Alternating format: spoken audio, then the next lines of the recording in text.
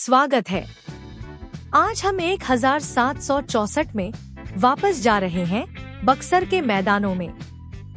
एक ऐसा युद्ध जिसने न सिर्फ एक युद्ध का फैसला किया बल्कि यह भी तय किया कि अगले 200 सालों तक भारत पर कौन राज करेगा। 1757 के प्लासी ने ईस्ट इंडिया कंपनी को सत्ता का स्वाद चखाया, लेकिन 1764 का बक्सर, यही तो असली जीत थी।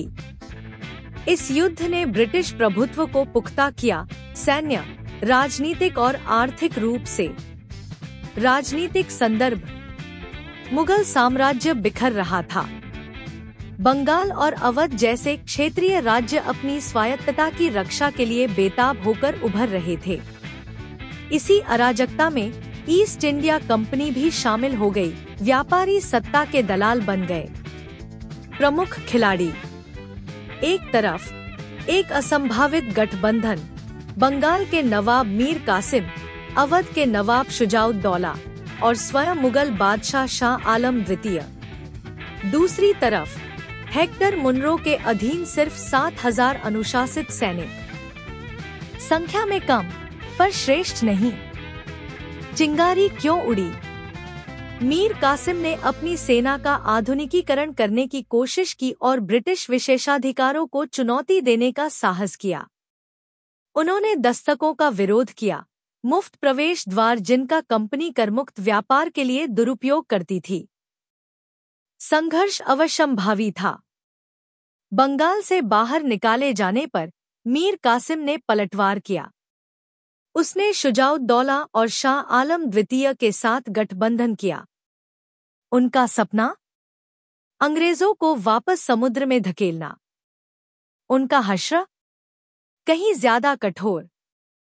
22 अक्टूबर 1764, बक्सर के पास गंगा तट।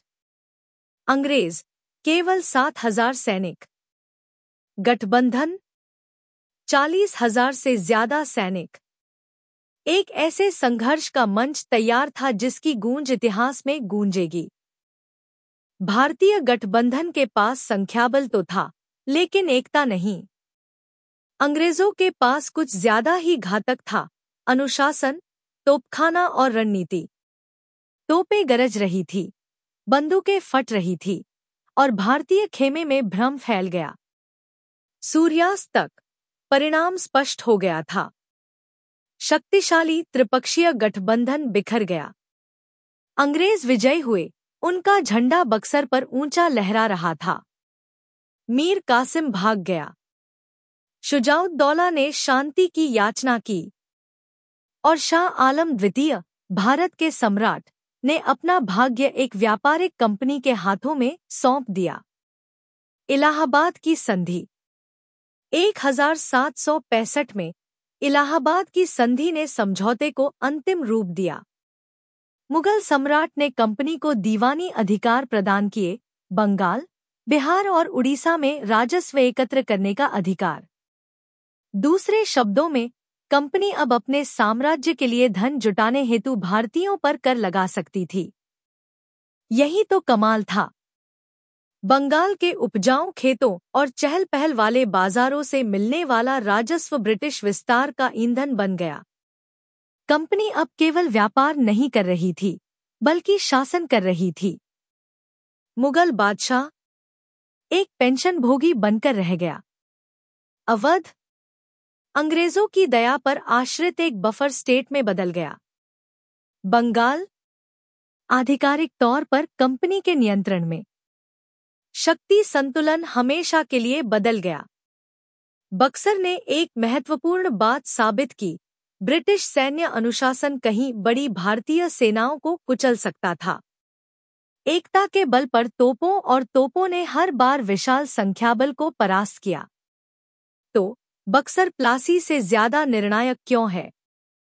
प्लासी विश्वासघात से जीता गया था, मीर जाफर के विश्वासघात से। बक्सर युद्ध के मैदान में जीता गया था, निष्पक्ष रूप से। इसने कंपनी को सिर्फ भाग्य से नहीं, बल्कि वैधता प्रदान की।